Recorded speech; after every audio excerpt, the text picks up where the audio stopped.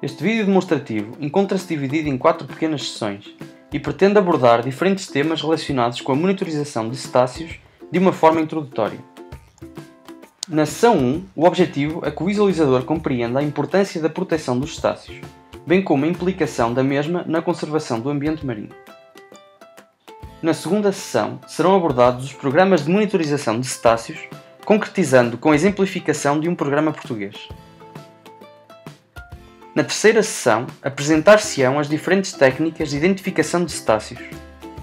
Por fim, na quarta sessão, serão ilustradas e exemplificadas algumas das técnicas de monitorização de cetáceos mais utilizadas atualmente.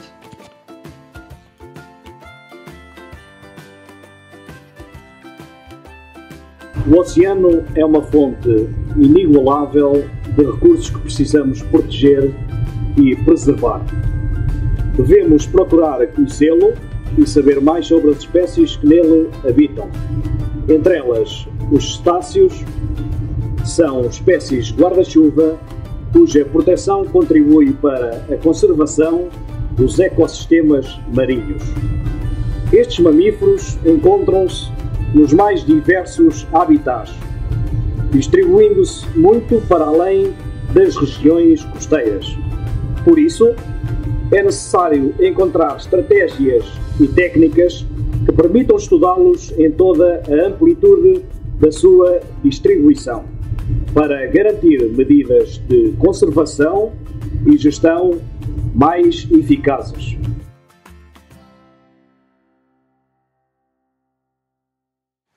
A habitar o ecossistema marinho encontramos os cetáceos, mamíferos de grandes dimensões, que ocupam o topo da cadeia alimentar e são espécies-chave no equilíbrio do oceano. Estes animais são considerados espécies guarda-chuva. No entanto, desde tempos remotos, estão a ser altamente afetados pelas atividades antropogénicas, desde exploração petrolífera, turismo, pesca e poluição, o que contribui para um desequilíbrio em toda a biodiversidade nos ecossistemas marinhos. A proteção dos cetáceos contribui diretamente para a conservação da biodiversidade marinha. Uma das medidas que contribui positivamente para a conservação marinha é a criação de áreas protegidas. No entanto, para isso é necessário coletar dados. Assim é determinante o desenvolvimento de um bom plano de monitorização que permita conhecer a distribuição geográfica e temporal destes animais, bem como levantar informações para responder a diversas questões como, por exemplo, onde os cetáceos estão, quando são encontrados na área monitorizada, por que estão nesta área, onde poderão estar. Mundialmente, existem vários programas de monitorização de cetáceos cujos resultados obtidos podem garantir e apoiar tomadas de decisão e medidas de gestão informadas e eficazes para a conservação marinha.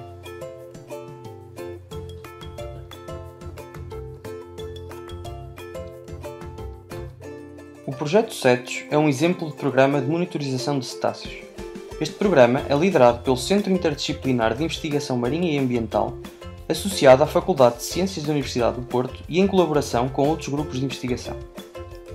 A equipa CETOS conta com voluntários do mundo todo para a coleta de dados e tem como principal objetivo registar a ocorrência de baleias e golfinhos na área da Macaronésia. Para tal, em 2012 estabeleceu uma colaboração com a empresa de navios cargueiros, a Transinsular, do grupo ETE, que permite o embarque de observadores para a monitorização ao longo de transetos lineares entre Portugal continental e as ilhas dos Açores, Madeira, Canárias e Cabo Verde. Para entenderem melhor onde fica a nossa área de estudo, vamos aumentar Portugal. A Macaronésia é a região que engloba as ilhas dos Açores, da Madeira, das Canárias e Cabo Verde. Todos os anos, voluntários do mundo inteiro encontram-se em Portugal, onde recebem um treino intensivo de monitorização e identificação de cetáceos, bem como de processamento e análise de dados. Depois, embarcam nos navios da Transinsular, o Monte da Guia, o Monte Brasil e o Lagoa, que seguem viagem nas respectivas rotas para os Açores, para a Madeira, para as Canárias e Cabo Verde, registando as ocorrências de baleias e golfinhos que encontram durante as viagens. Na região da Madeira são ainda realizadas amostragens entre a Ilha da Madeira e a Ilha de Porto Santo, a bordo do ferry da empresa Porto Santo Line, parceria iniciada em 2016.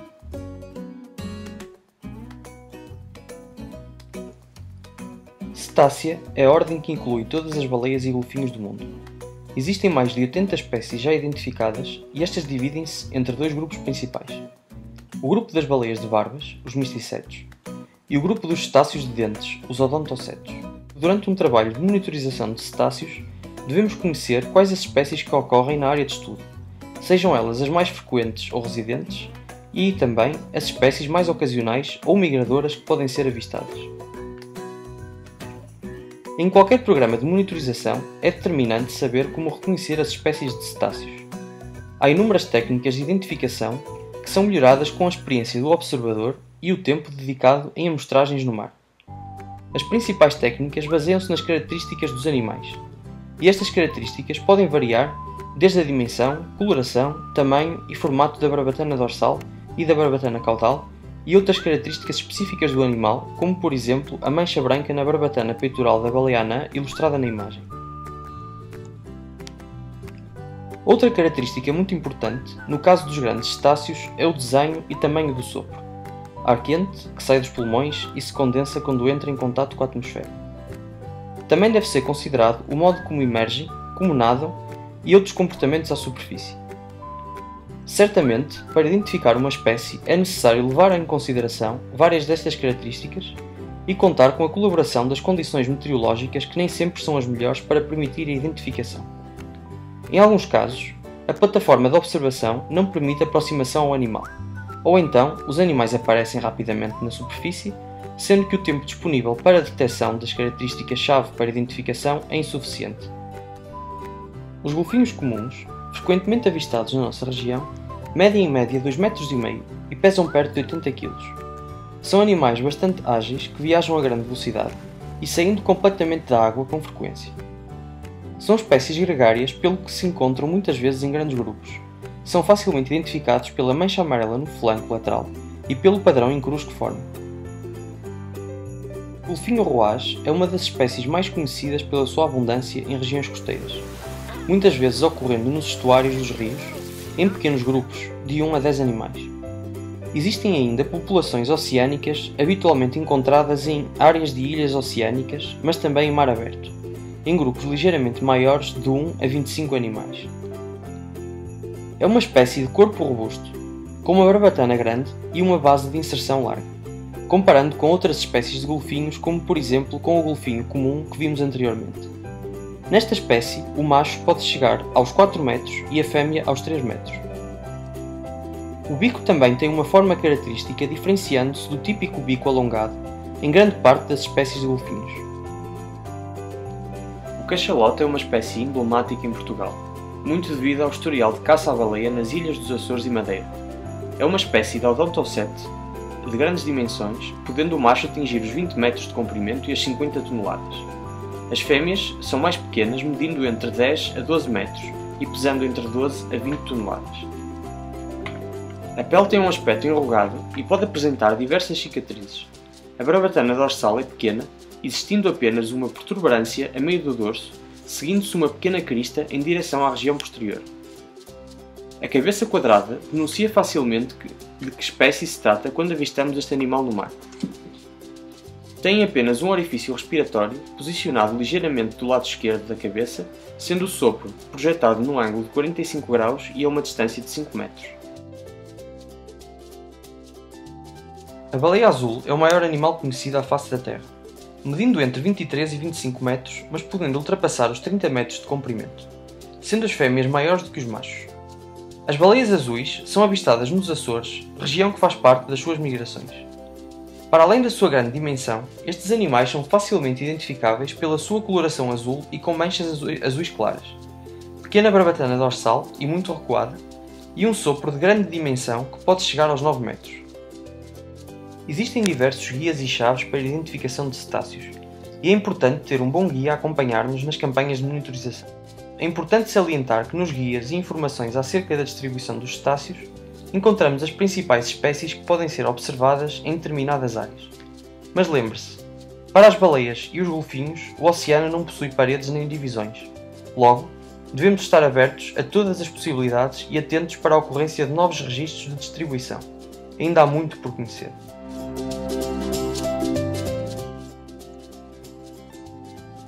A monitorização de cetáceos pode ser realizada de diversas formas dependendo do objetivo e meios disponíveis. Esta pode ser realizada a partir de diferentes locais. A partir de terra, normalmente em regiões elevadas, com grande alcance de visibilidade, em amostragens aéreas, com cobertura diária, normalmente recorrendo a helicópteros ou em saídas de mar. As plataformas a partir das quais é feita a observação também pode variar. Podem ser plataformas de observação dedicadas, em que a saída é realizada especificamente para a investigação dos animais, sendo que há normalmente aproximação ao animal, ou através de plataformas de oportunidade, como por exemplo a utilização de saídas do whale watching para a recolha de dados científicos, ou no caso do projeto CETOS, a monitorização de rotas dos navios cargueiros, cujo objetivo não é a investigação de cetáceos. Para além da plataforma, o observador também pode ele ser dedicado, ou seja, está treinado e o seu objetivo é a recolha de dados para pesquisa, ou oportunístico, que é o caso dos cidadãos, como por exemplo pescadores, tripulação de navios de transporte marítimo, turistas ou outros utilizadores do mar que podem colaborar na recolha de dados. Assim, a monitorização pode ser realizada a partir de diferentes locais e diversas plataformas, bem como por diferentes observadores. Para além disso, o tipo de monitorização também pode variar, podendo ser visual, o que exige treino, dedicação e observadores bem dispostos e aptos a passarem horas a olhar para o mar procurando pela presença de animais. Acústica, em que é necessário possuir determinados equipamentos e um amplo conhecimento sobre a sua instalação e manuseamento. É ainda possível a implantação de sensores nos animais, técnica de tagging, o que permitirá a obtenção de dados de movimentação do animal, entre outros. Com o avanço tecnológico, outras técnicas são cada vez mais frequentes, como por exemplo o uso de drones que sobrevoam os animais. Quanto aos dados recolhidos, além dos da distribuição e ocorrência, tamanho do grupo, comportamento, vocalizações e movimentos, quando possível, a aproximação, a monitorização permite que os registros fotográficos auxiliem na fotoidentificação, isto é, reconhecer cada indivíduo de uma determinada população e, por fim, com as devidas autorizações e experiência, a aproximação pode ser executada com a finalidade de recolher exemplares de tecido e gordura do animal, para que assim sejam analisados geneticamente para estudos populacionais e de contaminantes, por exemplo. Dependendo das características do programa de monitorização, os materiais necessários variam. De seguida, demonstraremos os materiais básicos que são utilizados pelo projeto CETOS, sendo estes comuns ao tipo de monitorização visual. Tablet com devida aplicação instalada para o registro de ocorrências e outras informações.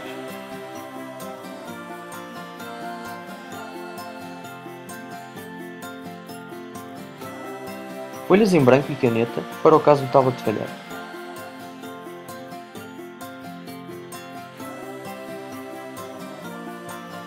Um bom guia de identificação para ajudar nos momentos de dúvida.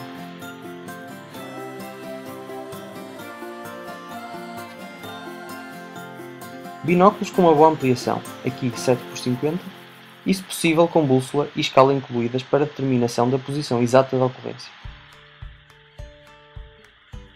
Rádio para comunicação entre os observadores.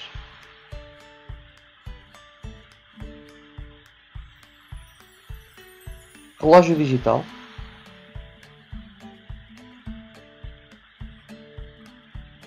Em dias de muito vento, utilizar uma faixa para cabelo ou gorro. Óculos polarizados com corda de segurança.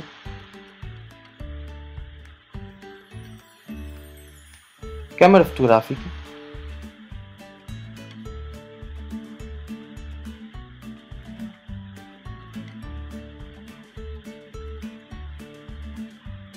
Casaco corta-vento.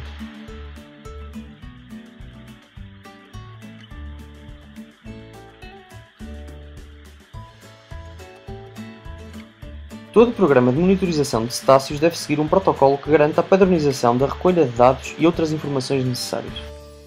O protocolo de amostragem utilizado pela equipa do projeto CETOS é muito semelhante aos protocolos de monitorização visual utilizados amplamente a nível global, sendo que, por regra, todos eles recolhem 3 tipos de informações principais: meteorológica, tráfego marítimo e, claro, a ocorrência de cetáceos.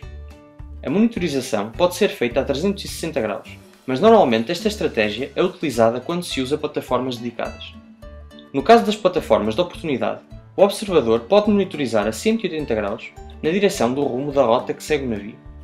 Esta é a estratégia utilizada pela equipa do projeto CETOS, onde 2 observadores se posicionam nas asas da ponte do navio cargueiro, um em cada bordo, trocando de posição de hora a hora. Assim que um animal é avistado, a ocorrência é comunicada pelo rádio e os dois observadores encontram-se e posicionam-se no melhor ângulo para recolher as informações necessárias. A monitorização é realizada desde o nascer até ao pôr do sol. O registro dos dados pode ser feito em papel, com o recurso a GPS para a recolha da posição geográfica ou através do uso de dispositivos móveis, como um tablet, que permite utilizar aplicações que corram o GPS do dispositivo e gravam automaticamente toda a rota. Além disso, pontos específicos ao longo do trajeto podem ser marcados com a informação pretendida com rapidez e sem erros.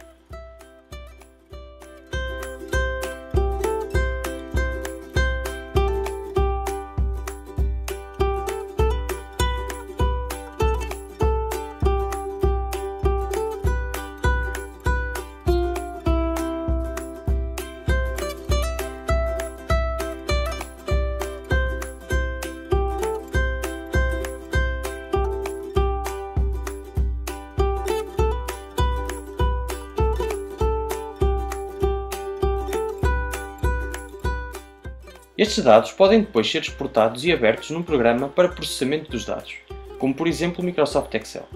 Após o processamento, uma base de dados pode ser a forma mais fácil e segura para armazenar os dados, que serão depois tratados e analisados da forma mais adequada ao objetivo da investigação.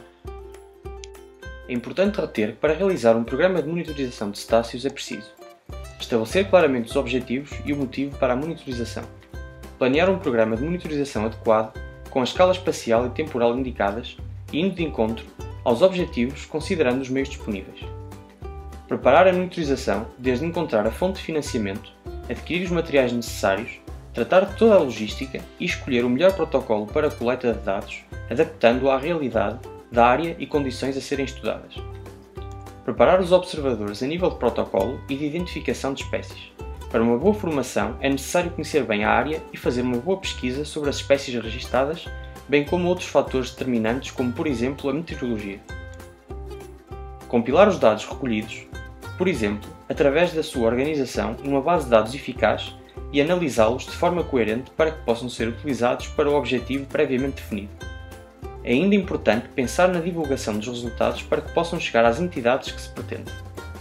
Finalizando, um bom programa de monitorização pode contribuir para estabelecer prioridades internacionais em termos de conservação marinha e apoiar processos de decisão a nível de gestão e criação de áreas protegidas.